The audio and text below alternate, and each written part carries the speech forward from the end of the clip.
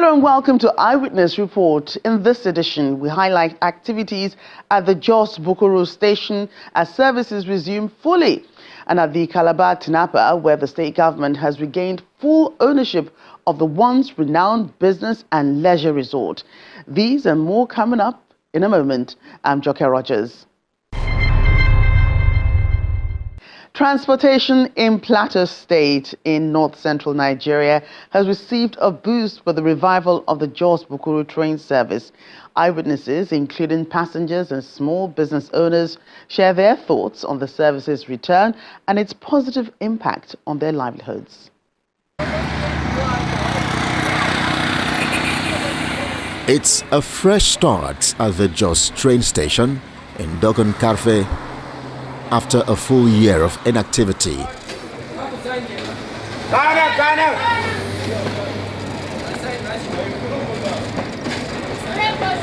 Rail transport returns, and the excitement here is unmistakable.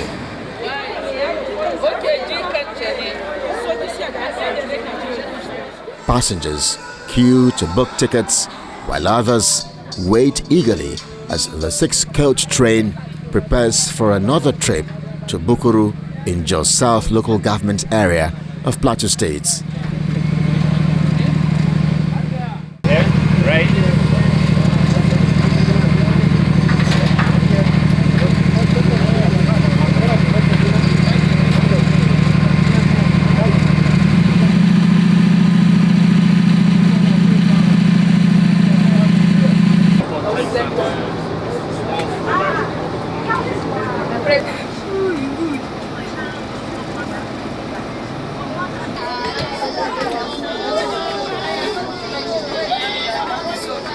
Good evening. We want to thank you for your patronage, and we believe you will come more and more. Aya. See another one. Oh. Hi.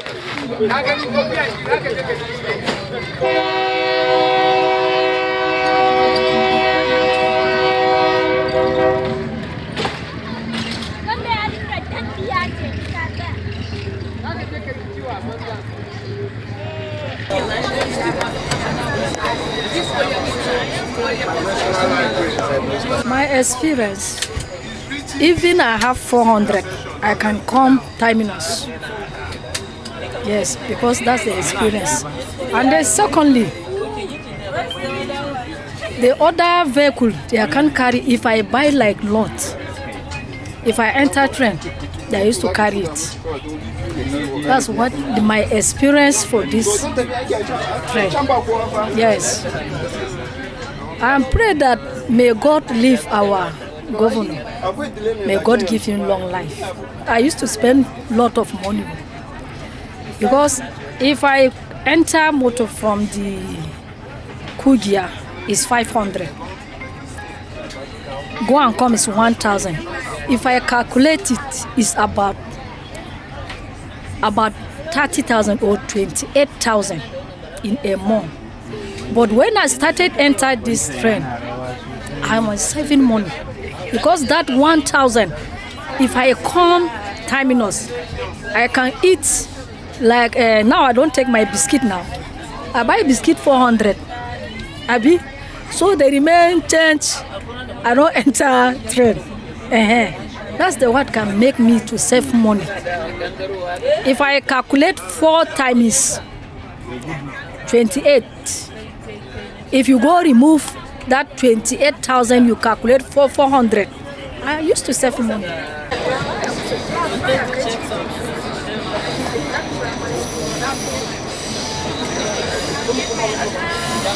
This is the most easiest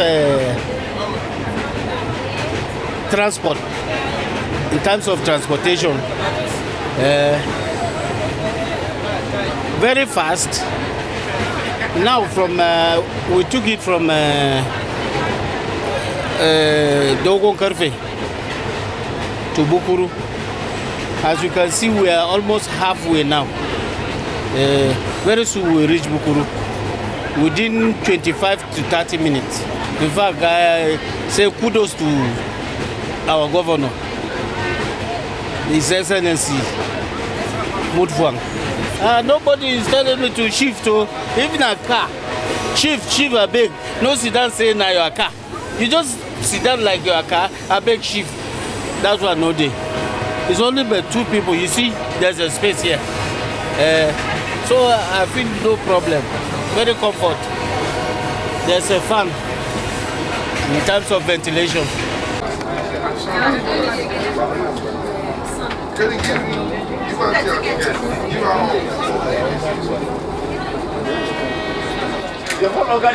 That's one that we used to hear.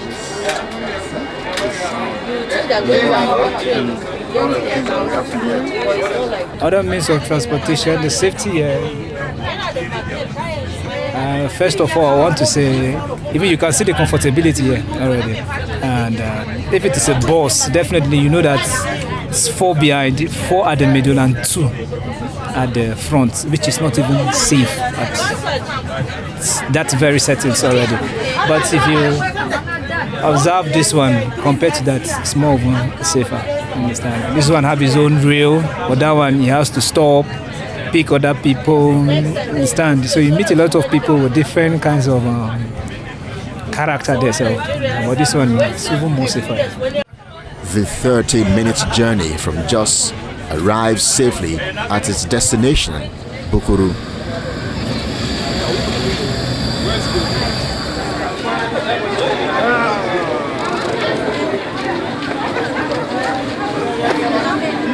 The Jos-Bukuru rail line, built during the colonial era as part of Nigeria's wider railway network, holds deep historical significance.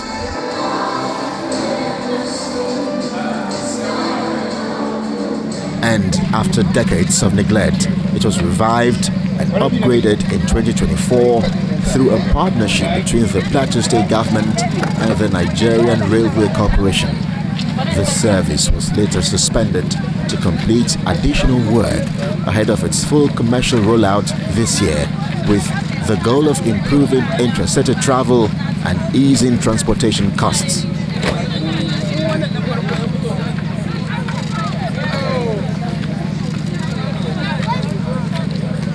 During the suspension, extensive repairs were carried out to guarantee safety and reliable operations. The resumption comes at a time when rising fuel prices have driven up road transport fares, making the train an attractive alternative. The service now runs 4 daily trips from the Jos terminus to the Bukuru station, making 2 stops along the route. Its return has also sparked renewed business activity within the stations and surrounding communities.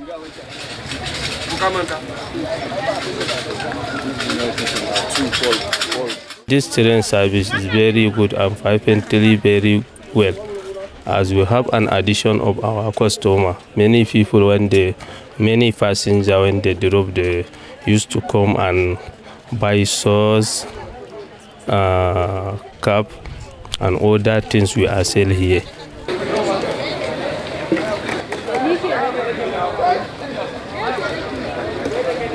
Honestly, this train, our customers are much now, not like before. At least when people come down from the train, we used to have customers. Before that, no train. We don't used to see customer much here.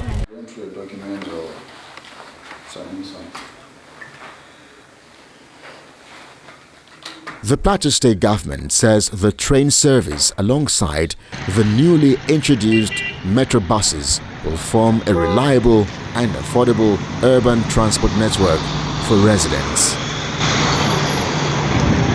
I will make bold to say that we've had recorded positive impact on the citizens of Plateau State, those boarding the trains between Jos and Bukuru metropolis.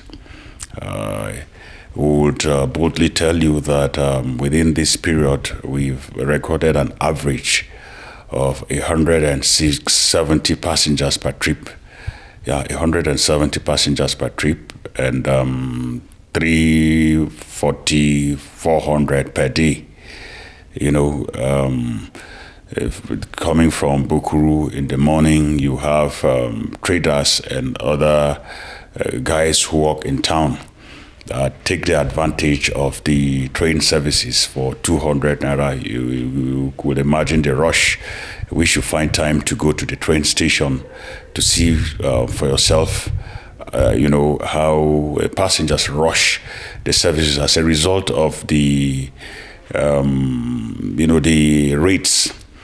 The rates are very, very minimal compared to other the conventional transport services in the state, where you would have to spend far above 1,000 naira for such destinations. From Bukuru to Jos, you spend at least 1,000 naira too, and for a return trip, 2,000 naira. But in this case, for a return trip, you spend just 400 naira in the economy coach, while 600 naira on the VIP coach with AC and fully air conditioned. So the traders here are having a lot to save.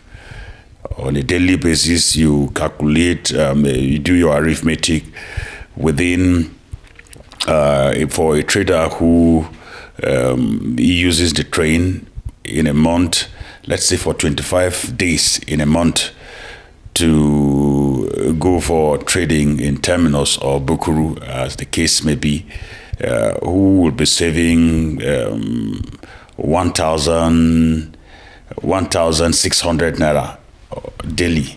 You multiply that by 25 days, you rest assured that trader is saving a lot within a month, saving close to 40,000 naira or thereabout. You get. So it has really reduced the impact of the removal of fuel subsidy, and the Plateau people are so happy about it. Want to make the life comfortable. You understand, and so the people have a choice to go on either the taxis by the roadside, or the commercial buses, or the buses we have, metro buses, or the trains. So these are viable options we've created, we've given to Plateau people, and they feel so happy and excited about it. And so they've chosen the government's option. You go to advanced countries today, they thrive on, public transport. You go to some of these small countries have raised the prices of purchasing a vehicle so high that not all citizens could afford, so that they can maximize the benefit in the public transport system. You understand? You would see, well-to-do people in the society going into buses, trains, taking advantage of this and saving a lot. So we are calling on our people to also see this. Let's start thinking in that line, that we must not drive at all times, or unless it becomes so necessary. You understand? There are times I've had to park the vehicle aside and enter the metro bus, enter the train severally myself. Just that we will really just have myself on video or some of sorts, but I enter. You get. So people should take advantage of it and have the benefits therein.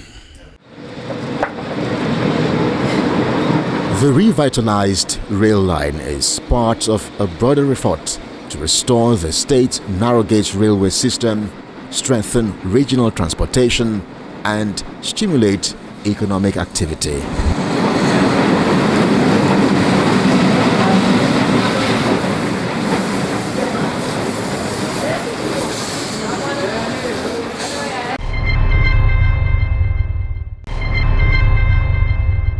From Jos Plateau State, Nigeria, to Calabar in Cross River State in the South-South region, we cover the excitement surrounding the formal return of the Tinapa Business and Leisure Resort to the state government, drawing cheers from residents, tourists and officials alike.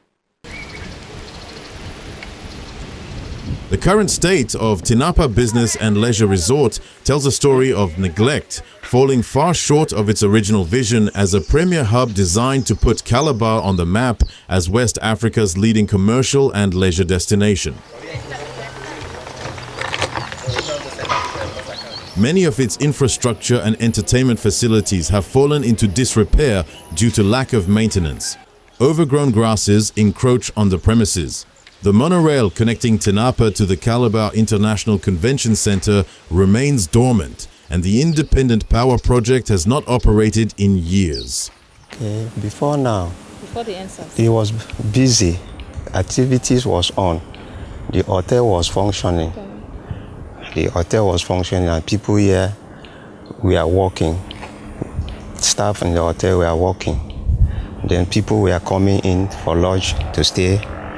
Some people bring events, and then the place was lively. The monorail, people come to enter and cross to the ICC and come back, pay some money. So for now, nothing is going on in this other area except the line shop and the shopping lines. Okay. While a few tourists still visit the resort, their experience is far from what it once was.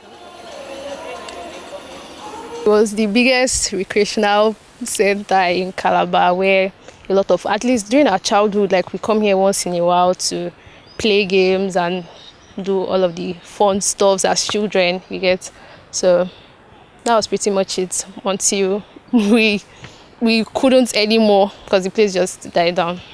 But I feel like the place, they should start by cleaning up the place and clearing up the place first of all, and then work on the things that are not working anymore and take good care of the buildings. Most of the glasses are broken, most of the places look deserted, empty. There's a lot of things that can go on here.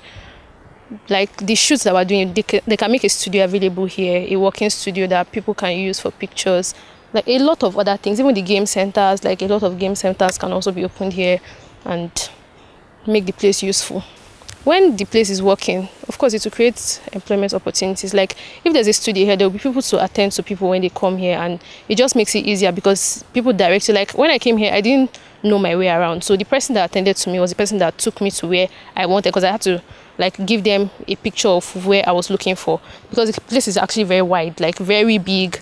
So I didn't really know my way around. It's important because when you see people working here, they'll be able to take you around, and it's just easier to move.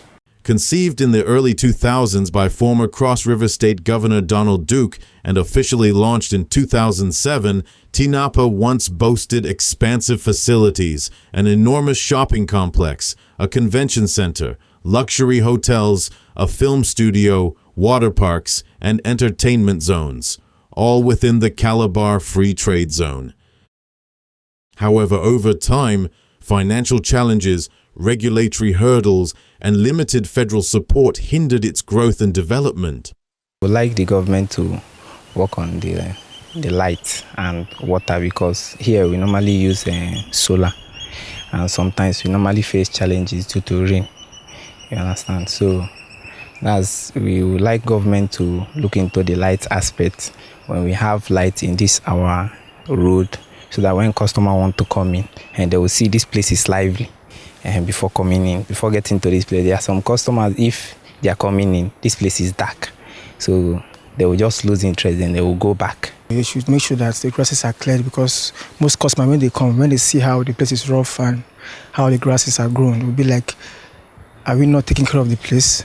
So I feel as the state government are now in charge of Tinapa as a whole, I suggest they should take care of the terrain, the lights, the water, and probably the road. In 2011, the Asset Management Corporation of Nigeria, AMCON, stepped in to take over and protect its assets. Yet progress was stalled by numerous obstacles, including the devastating October 2020 EndSARS protests, during which vandals damaged parts of the resort, worsening its already fragile infrastructure. Today, that vision is being rekindled. At a recent ceremony, AMCON officially handed back Tinapa to the Cross River State Government. In what I consider a truly memorable moment of the rewriting of the Cross River State history, with the formal return of Tinapa Free Zone and Resort to the ownership and stewardship of the government and people of Cross River State. It is indeed a battle fought and won, as the event calls for celebration by all Cross Riverians. We are determined to ensure that Tinapa becomes not just a free zone, but a free zone of excellence, one that demonstrates what visionary governance, sustained commitment, and shared responsibility can achieve. To our investors and partners, we say Tinapa is open again. To our people, we say Tinapa is ours again. And to Nigeria, we say Tinapa will rise again as a symbol of renewed faith in our collective future. We purchased the loan in 2011, and it's been on our books for about 14 years. The handing over represents growth in Cross River State. The fact that we tried to do a JV with private investors, we couldn't get many people to be interested, so I think working with the government was the best solution for us, and we basically went back and forth with the Cross River State government, and we are very happy that we were able to get a resolution and hand over the facility back to Cross River State government. The state government affirms that it is actively collaborating with reputable investors and partners to revitalize Tinapa into a hub of commerce. We stand here today tall and proud with our shoulders up high to tell Cross Riverians, Nigerians, and indeed the world that the state government, through the wisdom of our governor and his supporting team, the executive cabinet and the House of Assembly, have met all financial agreements and arrangements to take over Tinapa and to tell the world that Tinapa officially belongs to Cross River State government. Beyond the handover, the recovery of Tinapa represents a renewed sense of optimism for the state. The government is confident that its resurgence will stimulate economic development, generate employment opportunities, and re-establish Cross River as a premier destination for investment.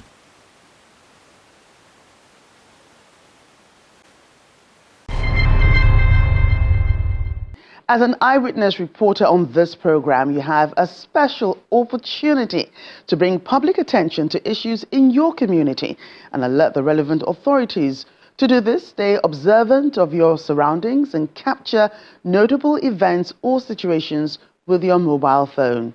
When you have content to share, follow the instructions to upload your photos or videos to the Eyewitness section on the Channels TV app. Make sure to include your contact details so we can follow up with you about your story. You can download the Channels TV app from Google Play Store and other online stores. That wraps it up on this edition of Eyewitness Report. Thank you for staying with us. I'm Joke Rogers.